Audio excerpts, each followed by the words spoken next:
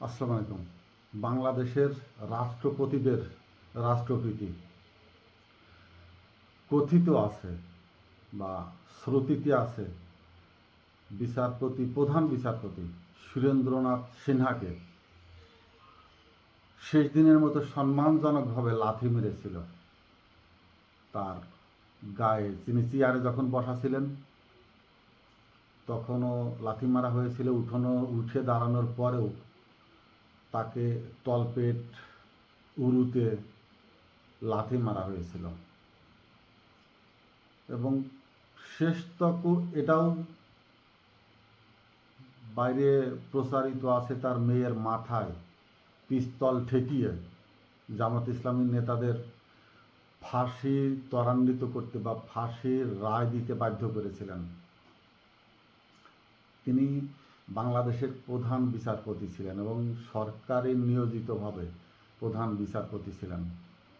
তো প্রধান বিচারপতি সর্বা সম্ভবত সবার থেকে ঊর্ধ্বে থাকা একজন মানুষ, তাকে এইভাবে সম্মানিত করা হয়েছিল। বিষয়টি সামনে আনলাম। এরপরে আমি আলোচনা করব বাংলাদেশের রাষ্ট্রপতিদের রাষ্ট্রপ্রীতি নিয়ে। এইভাবে যে সদ্য পদত্যাগকৃত শাহাবুদ্দিন সুপ্পু মিয়া কতটুকুন সম্মান নিয়ে আবার সাধারণ নাগরিকের কাতারে এসে দাঁড়ালেন। বাংলাদেশে দুই ধরনের রাষ্ট্রপতি। প্রধানত রাষ্ট্রপতি যখন রাষ্ট্রপতি শাসিত সরকার বিদ্যমান ছিল সেই সময় রাষ্ট্রপতি যার হাতে সর্বময় ক্ষমতা ছিল। পরবর্তীতে যখন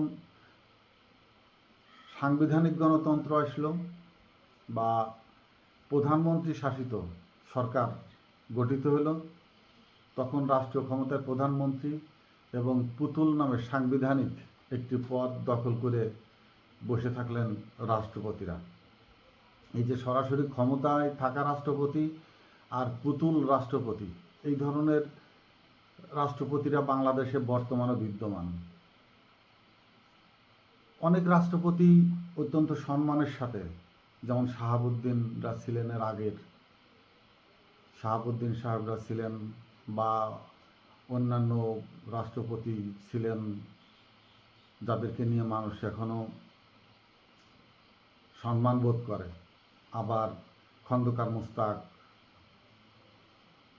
বা এরশাদ, এরাও যখন রাষ্ট্রপতি ছিলেন এরাও ইতিহাসের, বা আব্দুল হামিদ, ব্যক্তিত্বহীন কতগুলো মানুষ ওই জায়গায় বসে থেকে, এরশাদ সরাসরি রাষ্ট্রপতি শাসিত সরকারের সময় রাষ্ট্রপতি, তিনিও সুভালাই মতো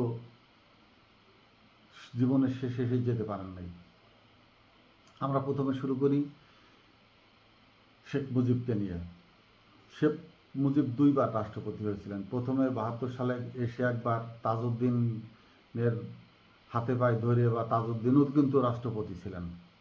ওনাদের ওই দ্রুত সময়ের পটভূমিকার ভিতর দিয়েই অত্যন্ত নেক্কারজনক জনগণের ঘৃণা নিয়ে শেখ মুজিবকে হত্যা করা হলো। তিনি রাষ্ট্রপতি একেবারে এককেন্দ্রিক রাষ্ট্রনায়ক হতে চাচ্ছিলেন বলে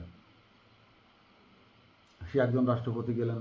তারপরে খন্দকার মোশতাক, আবু সায়েম, মানে পালা বদল, কাকে কখন বসাচ্ছে, থাবড়াচ্ছে, চওড়াচ্ছে, লাঠি দিয়ে সরিয়ে দিচ্ছে, এই পালা বদলের ভিতর দিয়েই জিয়াউর রহমানের উত্থান সেনাবাহিনী থেকে, এবং তিনি অত্যন্ত প্রীতি অর্জন করার ফলে শেখ মুজিব জনগণের ঘৃণা নিয়ে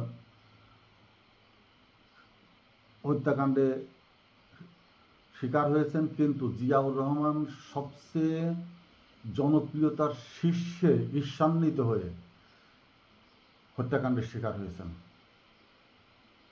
এই দুইটি হত্যাকাণ্ডের মাধ্যমে তারপরে আসে সাত্তার সাহেবকেও গায়ে হাত তোলা হয়েছিল। খুব অপমানজনকভাবে তার কাছ থেকে ক্ষমতা কেড়ে নিয়েছিল এবং সামরিক তৎপরতার মধ্য দিয়েই এরশাদ রাষ্ট্রপতি হয়েছিলেন। এরশাদকে যদিও বাধ্য করা হয়েছিল সেই সময় রাষ্ট্রপতি থেকে পদত্যাগ করবার, বা সরকার থেকে পদত্যাগ করবার, কিন্তু জীবনের শেষে এসে এরশাদকে যখন বাসা থেকে সিএমএইচে জোরপূর্বক আনা হয় তখন তার গায়ে হাত তোলা হয়েছিল, তাকে মারা হয়েছিল, লাথি মারা হয়েছিল, হাত দিয়ে মারা হয়েছিল, অপমানজনকভাবে ধাক্কাইয়ে লাথিয়ে বাসা থেকে বের করে সিএমএইচে এনে দ্রুত মৃত্যু ক্ষণকে সামনে এনে দাঁড় করিয়ে দেওয়া হয়েছিল। তিনি অত্যন্ত অপমানের সাথে রাষ্ট্রপতি ছিলেন, অপমানের সাথেই তাকে বিদায় করা হয়েছিল। এরশাদের পরে আরও অনেকগুলো পটভূমির পরিবর্তন হয়ে গেছে। বিএনপির ডক্টর ফখরুদ্দিনকে অনেকেই বলে, অনেকে স্বীকার করে না, কিন্তু তার মাথায়ও বা যেখানে হোক পিস্তল ধরে মইনু আহমেদরা তার কাছ থেকে তার পদত্যাগপত্র নিতে বাধ্য করেছিলেন খুব অপমানজনকভাবে। অর্থাৎ একজন রাষ্ট্রপতিকে যেমন সম্মান দেখানো হয়েছে, ঠিক তাদেরকে তদ্রূপ সবচেয়ে ন্যাক্কারজনক অপমানভাবে একবার ফুটপাতের ব্যবহারের মাধ্যমে তাদেরকে আবার সেই রাষ্ট্র ক্ষমতা থেকে সরিয়েও দেওয়া হয়েছে। সাত্তারের পরে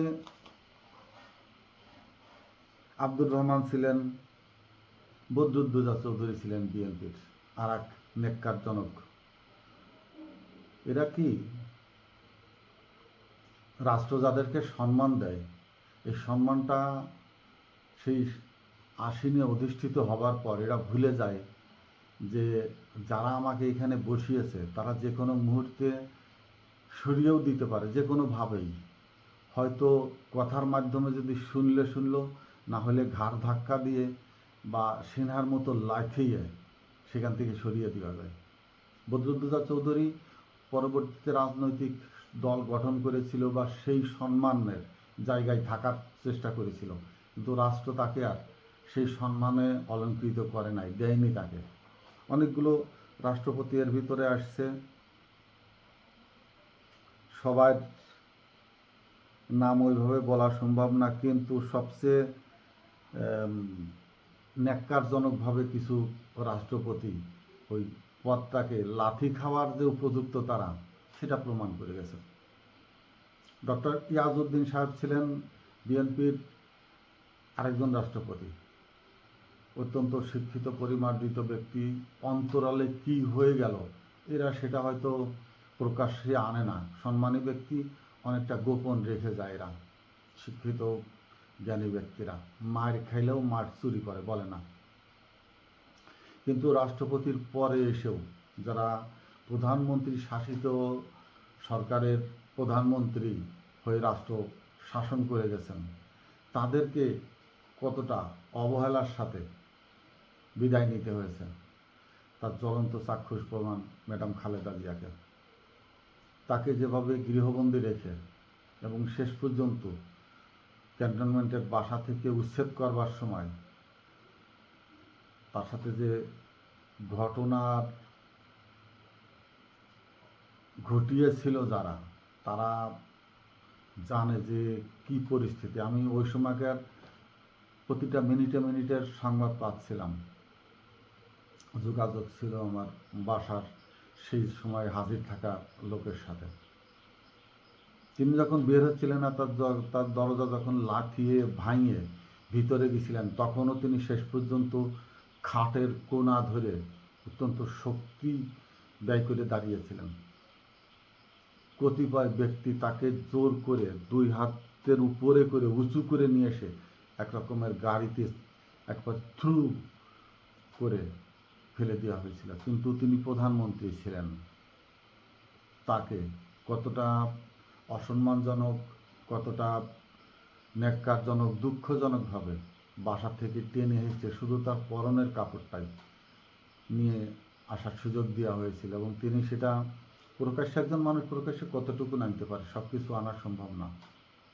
তার সাথে যেটা হয়েছিল, যে ঘটনা ঘটিয়েছিল, পরবর্তীতে শেখ হাসিনা শেখ হাসিনার হয়তো আপন ফুফাতো বোনের জামাই ওয়াকারুজ্জামান হাজির ছিলেন, শেল্টার দিচ্ছিলেন, তারপরেও তার সাথে কি শারীরিক লাঞ্ছনা বা লাঞ্ছিত হয়েছেন কিনা, বা সেই দুঃসাহস হয়তো কেউ দেখায়নি, কিন্তু তার দিকে যে চোখের তীক্ষ্ণতা, চোখের স্ফুলিঙ্গ, কথার ঠোঁটের যে ভূমিকম্প তার বিরুদ্ধে ওই সময় উচ্চারিত হয়েছিল, সেটি মারির থেকে একেবারে কম নয়। শেখ হাসিনা খুব সহজে কম কথায় গণভবন থেকে বের হয়ে যাবেন, সেটা কেউ বিশ্বাস করবে না।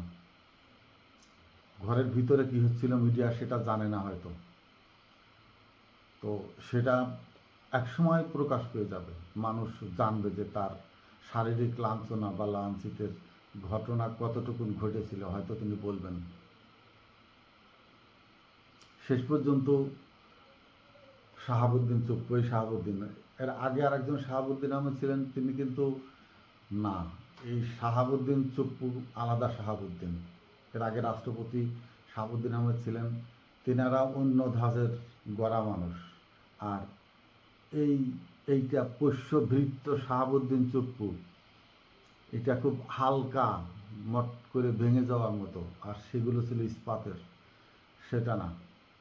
তো ইনিও শেষ বিবৃতিতে বলে গেছেন, আমি খুব বিশ্বস্ততার সাথে, খুব আন্তরিকতার সাথে সরকারের পক্ষে কাজ করে যাচ্ছিলাম। আবার শেখ হাসিনার সময় তখনও তিনি খুব বিশ্বস্ততার সাথে, মানে বিশ্বস্ততা পশু, যে যখন মালিক পায় তার পায়ের নিচেই গড়াগড়ি যেতে থাকে। কিন্তু ওই সব জায়গার পদের মানুষ কি আসলে ওই চরিত্রেরই হওয়া উচিত, নাকি তার ভিতরে গুণাগুণ সম্পন্ন কিছু নৈতিকতা থাকা প্রয়োজন, সেইটা বিবেচনায় আনা প্রয়োজন। একজন রাষ্ট্রপতি যখন সিলেকশন হবে, সে কতটা ব্যক্তিত্বশালী, সম্মান বোধ নিয়ে চলাচল করে, অর্থ লিপ্সু নয়, ক্ষমতার লিপ্সু নয়, দাপটের লিপ্সু সে নয়, সম্মানের লিপ্সু সে নয়। সে নিজেই এমন একজন ব্যক্তি যে নিজের সম্মানিত মানুষ। সে রাষ্ট্রপতি হয়ে সম্মানিত হওয়ার জন্য সে অপেক্ষা করে না। অনেক মানুষ আছে বাংলাদেশে, অনেক সম্মানিত মানুষ আছে যারা এই সব জায়গাতে না এসেও রাষ্ট্রপতিদের থেকেও অনেক সম্মান বোধ নিয়ে জনগণের প্রিয়ভাজন ব্যক্তি হয়ে জীবনযাপন করে গেছেন। তাদেরকে জনগণ স্মরণ করে, সম্মান করে। সেই ধরনের একজন মানুষের প্রয়োজন ছিল। এই শাহাবুদ্দিন চুপ্পু, যাকে হেলানো গেল না, দোলানো গেল না, যে এতটা শক্ত প্রাচীর লৌহ মানব ছিলেন তিনি, সংবিধান রক্ষাকর্তা ছিলেন তিনি, তাকে কি কেউ হুমকি ধামকি দিলেও আর সে পদত্যাগ করলো, এটা মনে করা উচিত, নাকি পিছনে অন্য কিছু ঘটেছে? অবশ্যই ঘটেছে। তাকে যেভাবে লাঞ্ছনার সম্মুখীন করা হয়েছে, সেটা হয়তো এই মুহূর্তে তিনি বলছেন না, আমিও বলবো না। কারণ আজকে তিনি বাসা ত্যাগ করে তার গুলশানের বাসায় যাবেন। গুলশানে বাসা যাওয়ার পরে যখন ফ্রি মাইন্ডের, একেবারে সিভিলিজম মাইন্ডের একজন নাগরিক হিসাবে সাধারণ মানুষের কাতারে দাঁড়াবেন, তখন তিনি হয়তো কেঁদে কেঁদে বলবেন যে ওই স্বাক্ষর আমি করি নাই, অথবা আমার ঘাড়ে কোথাও না কোথাও পিস্তল বাঁধানো ছিল, অথবা কে কে তাকে লাথি মেরেছে, কে কে তাকে কোন ধরনের কথা বলেছে। বাকি রাষ্ট্রপতি থাকা হিসাবে তিনি যে সম্মানী ভাতা পান, সেটি এ পর্যন্ত হয়তো একটিও পাননি। পাওয়ার পরে বিএনপির বলবে এইভাবে, সে যে চাঁদা স্বরূপ আমার কাছ থেকে নিয়ে নিয়েছে, বা আমার কাছ থেকে কত কোটি টাকা বিভিন্নভাবে হাতিয়ে নেওয়া হয়েছে ভয় ভীতি দেখিয়ে, এসব কথা বলবে তিনি। যদিও বলেছে যে শেখ হাসিনার সাথে কথা বলতে লন্ডনে যেতে হবে কেন, একটা গর্ধবের মতো কথা না। একটা পাগলেও জানে যে রাষ্ট্রপতির টেলিফোনে চিপ লাগানো থাকে, টি করা থাকে, টি লাইন দেওয়া থাকে, তিনি কোথায় কার সাথে কথা বলছেন তার ফোন নাম্বার ট্যাগ করা থাকে, কার কার কাছে থাকে তিনি জানা উচিত তার। রাষ্ট্রপতির যে ফোন নাম্বার, ফোনগুলা, সমস্ত ফোনগুলা রেকর্ডিং ব্যবস্থার ভিতরে থাকে, ফোনে টি করা থাকে, অর্থাৎ কোথায় কি হচ্ছে না হচ্ছে অটো রেকর্ড হতে থাকে। প্রধানমন্ত্রী বা গোয়েন্দা প্রধান, সর্বোচ্চ গোয়েন্দা প্রধান সেটা পরে আবার শুনে বসে বসে যে তিনি কি কি বিষয়ে কথা বলছেন। তিনি ওইখানে বসে যে কোনো ফোন দিয়ে কথা বললে সেটাও খুব দ্রুত সরাসরি সরকারের হাতে এসে যায়। সেই ধরনের সেই টেলিযোগাযোগের সেই টেলিকোম্পানির সাথে কোন সিম ব্যবহার করেন সেটা সরকারের আওতায় নজরে থাকে। তিনি বাংলাদেশে বসে কথা বললেন, আর এত দেরি হতো নাকি? তিনি লন্ডনে যেখানে ছিলেন সেই বাসার টেলিফোন তো ব্যবহার করেননি। শেখ হাসিনা প্রেরিত অন্য একজন ব্যক্তির ফোন দিয়ে তিনি শেখ হাসিনার সাথে কথা বলেছেন খুব কৌশলীভাবে, এবং শেখ হাসিনা যে নাম্বারে কথা বলে সেই নাম্বারের সাথে যখনই ওই নাম্বারের কন্ট্যাক্ট পেয়েছে তখনই ম্যাপিং করে বের করা হয়েছে যে শাহাবুদ্দিন সাহেব যে রুমে যে করেছেন, এবং কণ্ঠ ভয়েস যখনই জাস্টিফাই করা হয়ে গেছে, স্ক্যানিং করা হয়ে গেছে সমস্ত কিছু, তখনই শাহাবুদ্দিন সাহেবের ভয়েস, শাহাবুদ্দিন সাহেবের লিভিং, সমস্ত কিছু তথ্য চলে আসছে। এটা গাধার মতো যে কথা বললে যে লন্ডনে যাওয়া লাগে নাকি, কি তুড়ি মেরে দেওয়ার কথা হয়ে গেল? ইন্টেলিজেন্সি সম্বন্ধে এতটা অজ্ঞ হলে তো রাষ্ট্রপতির পদে বসে থাকা যাবে না, ময়না। সবচেয়ে কুকুর রাষ্ট্রপতি ছিলেন হামিদ, আব্দুল হামিদ। এর থেকেও আরও পোষ্যভৃত্য লেজনারা চরিত্রহীন আর একজন মানুষ ছিলেন। এই যে এইসব মানুষগুলাকে রাষ্ট্রপতির পদ দিয়ে যেভাবে আব্দুল সত্তার ছিলেন, এরা কিন্তু সহজে নিজেদের নৈতিকতা বিক্রি করেন নাই। তাকেও শারীরিকভাবে লাঞ্ছিত করে জোর করে নেওয়া হয়েছিল। বিএনপির একজন কেউ না, বিএনপির যে ফখরুদ্দিন, নামটা রাষ্ট্রপতি ছিলেন আমি ভুলে গেলাম, যার কাছ থেকে শেখ হাসিনা বা সামরিক সরকার শেষের দিকে এসেও তাকে বাধ্য করেছিলেন ক্ষমতা থেকে পদচ্যুত করতে। অর্থাৎ বিএনপির যতগুলো রাষ্ট্রপতি সিলেকশন ছিল অত্যন্ত ব্যক্তিশালী ব্যক্তি ছিলেন তারা। গতবার যখন ম্যাডাম খালেদা জিয়ার শেষ রাষ্ট্রপতি ইয়াজউদ্দিন আহমেদ, ইয়াজউদ্দিন সাহেবরা কিন্তু অতটা নীতি নৈতিকতা বিসর্জন দিতেন না, এবং তাদের কাছ থেকে খুব সহসাই কোনো কিছু আদায় করে নিতে পারেনি কেউ।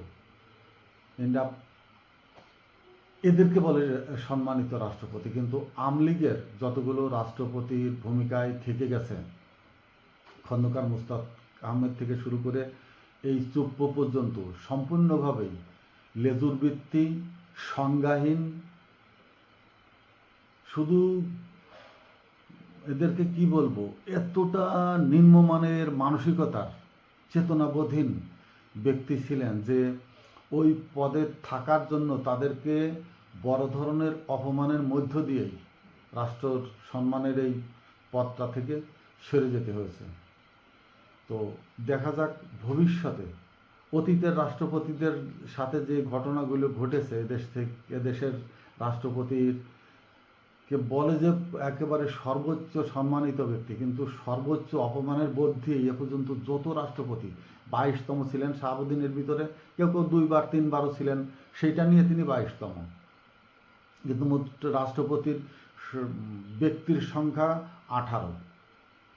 আর ওই যে শেখ মুজিব সহ ইরশাদ বা কেউ কেউ হামিদ, এদের মতো 2-3বার আসার ফলে 22তমই গিয়ে পৌঁছেছেন এই চুপ্পু সাহেব।